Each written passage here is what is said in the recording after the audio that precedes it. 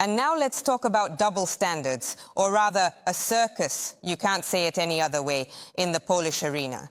Power has changed, so large-scale purges are a completely natural process against the backdrop of years of lawlessness under the PiS regime. The Tusk team systematically eliminates its opponents, conducting thorough cleaning in all directions: special services, diplomatic corps, ministries. Today is the turn of the media. Interestingly, back in 2015, Law and Justice, after winning the elections, also decided to establish order in the media sphere. The first cleaning procedure was carried out by the public broadcaster, the same TVP television company, losing nearly 200 journalists as a result. In 2020, the state oil company Orlen takes over all local media from the German publishing group. Since that time, the Polish government controls approximately 80% of the local publications within the country. The opposition will call the deal a black day for press freedom.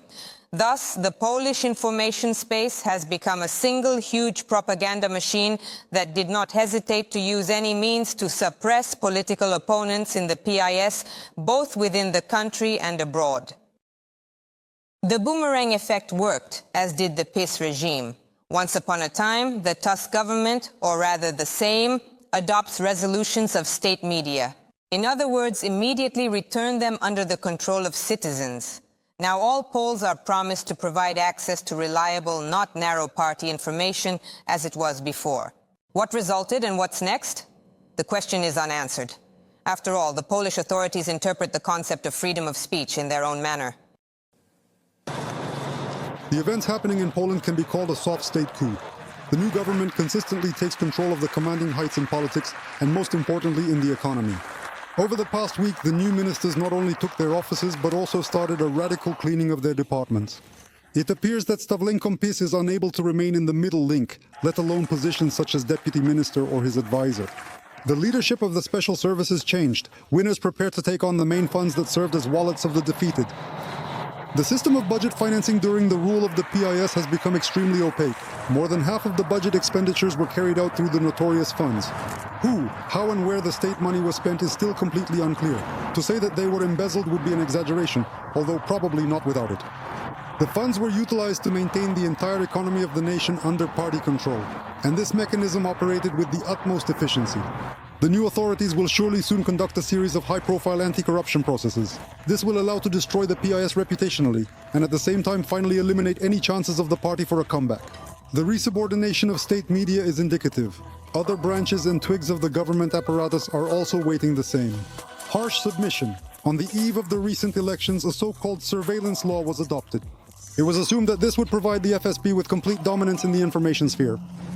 Had a meeting with a large number of individuals. As indicated by representatives of the media, they are already imposing limitations on their statements out of fear of the uncertainties surrounding this particular law. Because most importantly, the conditions under which someone can be punished are very vaguely defined there.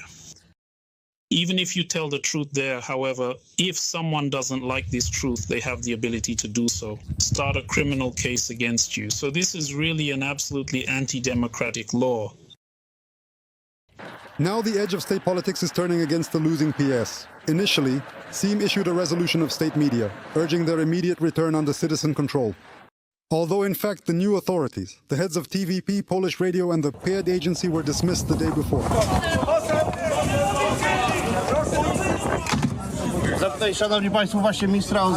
Dismissed administrators attempted to organize resistance, but the resulting picture proved to be more comical than heroic in nature. Supreme PiSovцы came to protest at the TV channel building. Their performances, interrupting the film screening, were immediately broadcasted on air. They forgot to turn off the movie credits. It was awkward. Demotivators spread online where under Kaczynski's portrait you can see the words, "Son of a bitch, may the devil take you," and under Morawiecki, "He will lie." The pathos of resistance, suffering as ex-politicians were ousted from the building without regard for their past ranks and merits. Please leave the Prime Minister alone, Maguzi! They are bandits! Let's make a premiere happen! Please exit the premiere! The buildings of Gozmi have been taken over and are currently under the control of unknown individuals. Strict police control, as they say, to prevent the removal and destruction of financial documentation. If so, then it is media officials who risk being the first to become the heroes of high-profile anti-corruption processes. This morning, lawyers sent by the new governments took seats in the directorate chairs. Wyprawia. Co pan, dlaczego pan kobietę przepycha? Co pan robi? Przestań, bandyto! Co robisz, bandyto? Co ty robisz? Ej! Facet, kurde! Posłam je! Those whose feathers served as bayonets of the past regime are being dismissed without mercy. Actually, they are firing all employees of Inform Program TVP simply in alphabetical order. Those who have not yet been informed of the contract termination are simply not allowed to serve. Their electronic passes have been cancelled. These people hardly have any reasons to be offended. 8 years ago, when state media was taken under control by PIS, 200 employees of state media were fired. They tried to protest in their defense. Strikebreakers were expelled from the squares. Proszę się uspokoić. Proszę się uspokoić. In general, among those fired now, there are no those who did not participate in the previous pogrom or were not ready to go on a new pogrom. The assumption that we are talking about Tusk seems all the more justified, given that it is precisely the current Prime Minister who appeared on TVP as a spawn of hell. The most surprising thing was that he was held responsible for the appearance of disorganized landfills all over Poland. On the night before the 2023 elections, references to the incidents of 2013 appeared to be clearly implausible. They blamed the increase in unemployment, in the past and in the future. Here are the brightest examples. In the past, the civil platform has previously sold off state-owned companies through privatization. While the Civic Platform Coalition was in power, the Lotus Company, one of the key state enterprises, had not yet been sold to any buyer. Transfer of Polish enterprise to Russians was being discussed. As a result, even OSCE observers noted after the recent elections that the official media were used by the PS government as an information weapon in the fight against opponents. TVP was a tool of party agitation and propaganda, sometimes the most low-grade. Poland, which considers itself a democratic, fair country, one of the beacons of the European Union, imposes the most stringent censorship of the best traditions of oral. The whole story is interesting because we are witnessing a literal laboratory experiment that reveals the hidden chemistry in big politics. Here you can clearly see how her fundamental processes are occurring.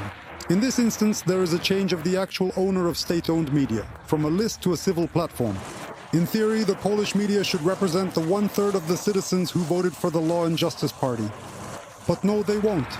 After all, when using the phrase freedom of speech, for some reason they always omit the key part of our word. Oleg Romanov, news agent.